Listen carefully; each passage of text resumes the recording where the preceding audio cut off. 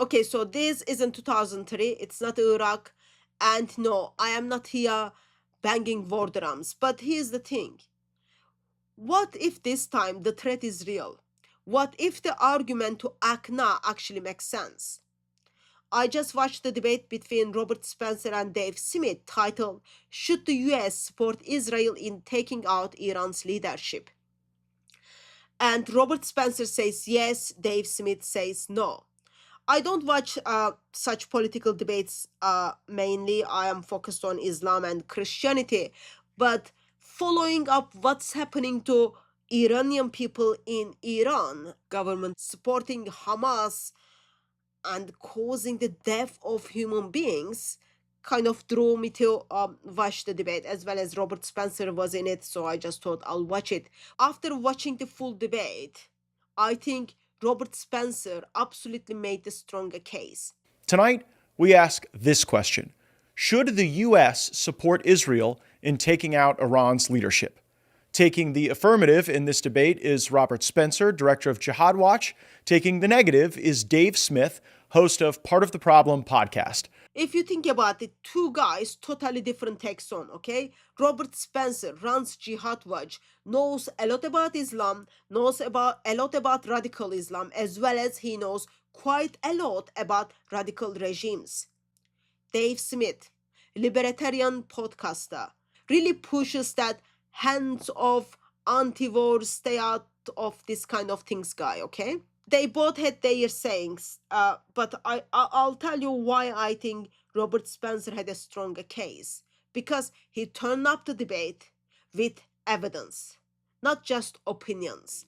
And you've got a regime that actually has ordered its people every Friday in the mosques all over Iran. They have to chant death to America as well as death to Israel. And it's important to note, this is not just braggadocio or sloganeering.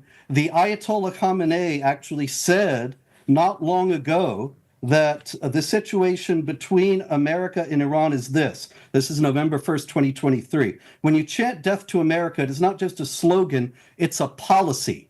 Robert Spencer kicked things off, reminding everyone what we are dealing with. Iran's leadership isn't joking. That quotation was from Ayatollah. It's their official line. That's the worldview. Then he went straight to the nuclear concern. Iran is enriching uranium up to 60%. And that's not for hospital equipment. That's pre-bomb territory. Matter of fact, in a May 31st, 2025 report, which is almost 3 weeks ago. Oh, this must be outdated. Iran has significantly increased production and accumulation of highly enriched uranium, the only non-nuclear weapon state to produce such nuclear material. This is a matter of serious concern. And the IAEA also said that they've accumulated 881 pounds of uranium enriched to 60%, which far exceeds what is needed for civilian energy production and is close to weapons-grade material. His argument, we don't wait until it's too late. You know that it was several years ago now, as a matter of fact, a full soccer stadium, looks like 50, 70,000 people in Iran was chanting, "Long live Reza Shah," who was the father of the deposed Shah of Iran. He was the Shah in the 1930s. And that kind of open defiance of the Islamic regime and disgust with the Islamic regime also combined with the fact that, as I was trying to say before, that so many Iranians, where it's officially 90% Shiite Muslim and 95 to 99% Muslim in general, and actually only 40% of Iranians now identify as Muslims, is an indication of the deep disgust that the Iranian people themselves have for this regime. Then he brought up something nobody talks about it. In Iran, women are in prison. Simply, they did not do their headscarf the way it was required. Women are being murdered because of the dress code. Women are being raped in the prisons or outside of the prison because of the dress code. People who choose to walk away from Islam are being imprisoned and murdered. Iranian people are suffering. And that's something Robert Spencer brought up that no one talks about it. The people of Iran. There is a massive cultural shift. Protests. People are chanting for the Shah. He even points out that Crown Prince is alive and ready to lead the constitutional monarchy. That's an alternative waiting. Just a couple of years ago, Tom Cotton asked Defense Secretary Lloyd Austin, has Iran attacked any American interests, American bases in the last couple of years? And if so, how many times? And Austin says 83 times. And Cotton says, okay, how many times did the U.S. respond? And he said 4. And that was the hammer. Spencer said it best. Weakness invites escalation. Now, Dave Smith, he leaned on one message. This is Iraq all over again. The problem is, it's not. Iran has a bigger arsenal. The real nuclear development, eternal rebellion. So many of the accusations of Iran developing those roadside bombs during the insurgency in Iraq were complete nonsense. They were lies just like all the other lies. Dave's another big point. Iran doesn't have a bomb. Sure, but they are enriching uranium fast, not to build hospitals.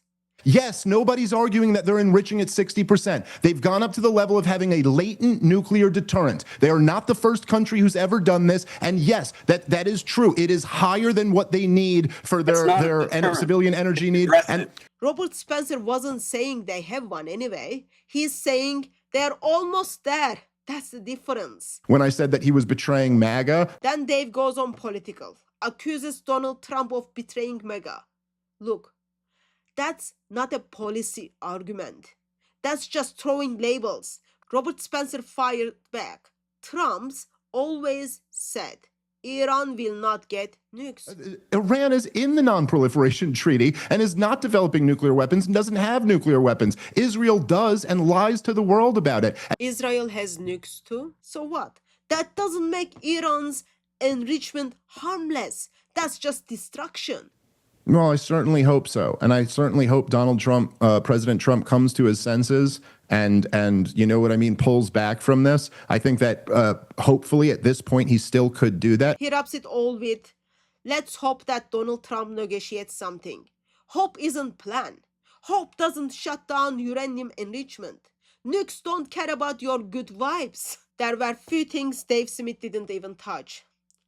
Like the growing of secular shift in Iran, how people are running away from Islam, the Crown Prince, the regime funding Hamas and Hezbollah, or how they plotted to hit US officials like even Donald Trump, all left hanging. We're sitting here talking about, again, whether we're going to launch an illegal, aggressive war of choice or help the Israelis launch an illegal, aggressive war of choice. This is, I don't know, this is absolute madness. Okay, got to be real. Dave Smith loves to go off, calls Robert Spencer's position madness. Such an insult to the intelligence of the American people. But yelling madness isn't policy. It is just a headline. He built a straw man.